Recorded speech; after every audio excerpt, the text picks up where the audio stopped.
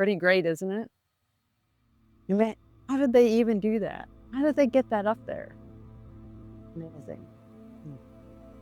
When I arrived here, as I always do when I get to a new and special place, I pause and I check in with the caretakers of the land. And this is, of course, psychically done by expanding my consciousness, tuning it into the energy of the space. I identify who is the caretaker.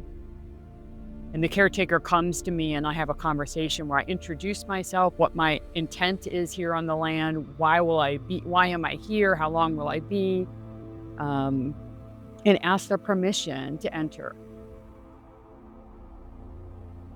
I did that on my walk in this morning, and they've asked me to tune back in and to help them to connect to energy from the Americas.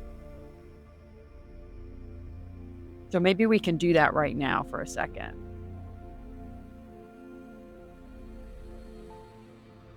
So I've got them here. The caretakers of the land are a group of spirits, which is not always the case. Sometimes it's animals, sometimes it's trees, sometimes it's humans. There's a variety of people or entities that can be caretakers. In this case, it is unembodied spirits that live here and oversee this land.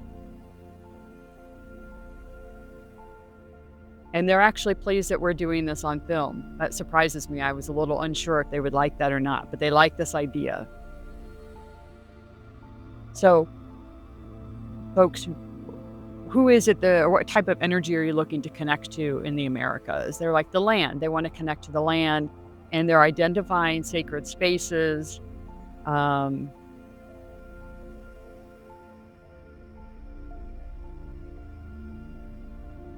They're saying Mesa Verde. Okay, so I'm going to tap into Mesa Verde, and then I'll connect the two of you, okay? So let me tap in over there. And it's got a very different energy. It's taller, more tighter, more upright. So we tap in over at Mesa Verde. All right, they're here present with us now. The communities that created that environment and caretake it still today from their spiritual realms.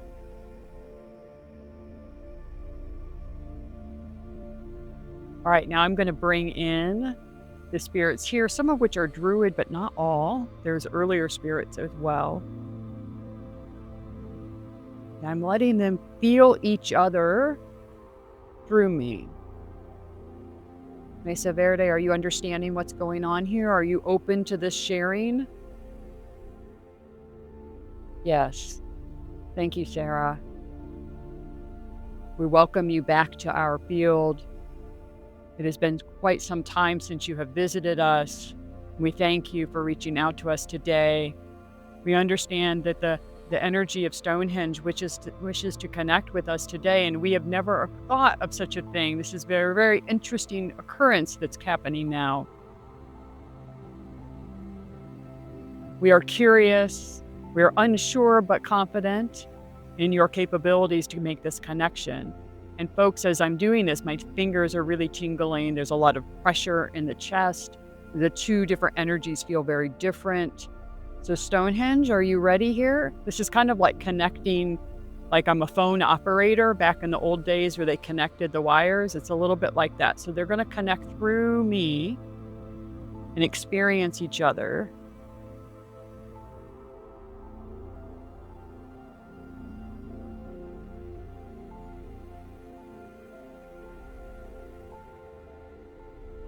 And so we've got the red earth, dry heat of the sun touching from over here. It's like greens and yellows and moist fields, sheep, stone coming together.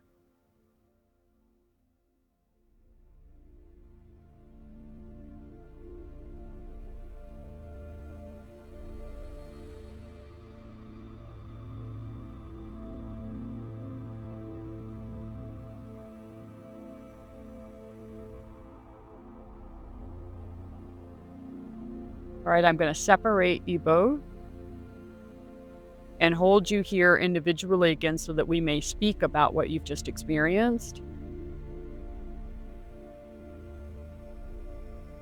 Mesa Verde, what was your experience like? What did you learn? What was unexpected that occurred? Well, it's never occurred to us that such a thing was possible, that another part of the world, the earth of another part of the world, would knock on our door and ask to experience our realm in this way.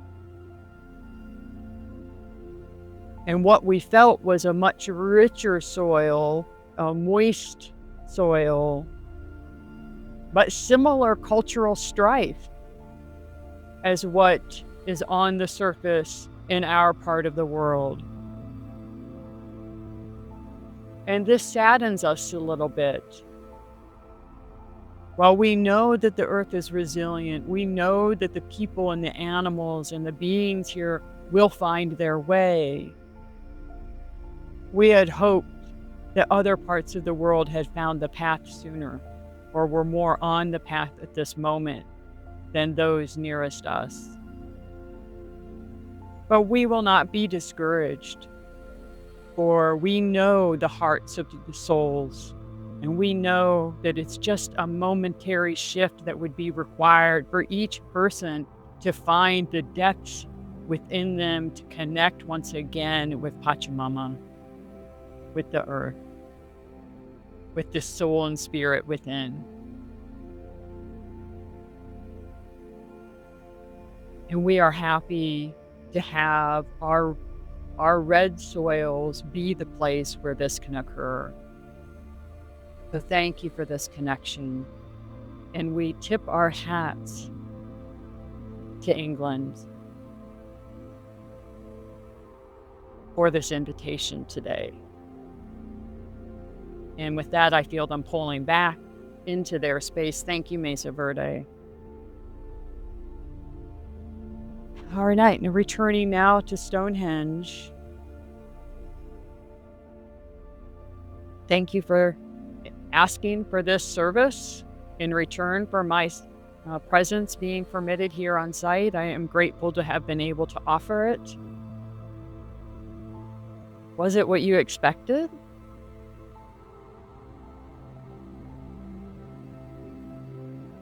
We didn't know what to expect, they say, but we are delighted with this outcome. What an unexpected joy to be able to reach out and connect in this way. Certainly, as you asked or mentioned to us on the way in, when we asked you for this service, you said, well, certainly you have your own ways of doing this, and we do, but it is not the same.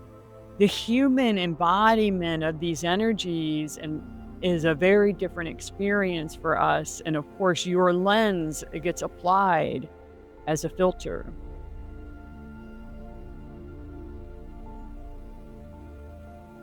So this is an unexpected joy.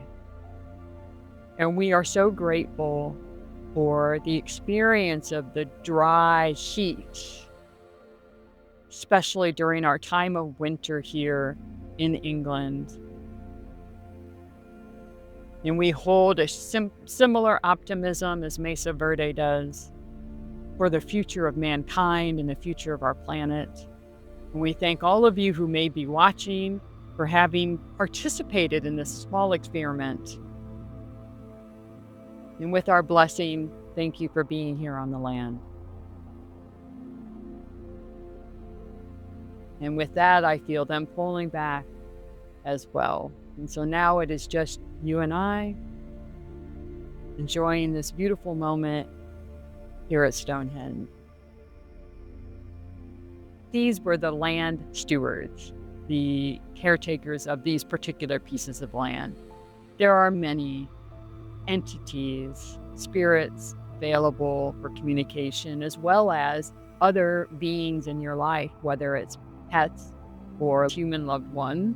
All are accessible through consciousness, through expanded consciousness. and I invite you to step a toe in and participate with me. See you soon.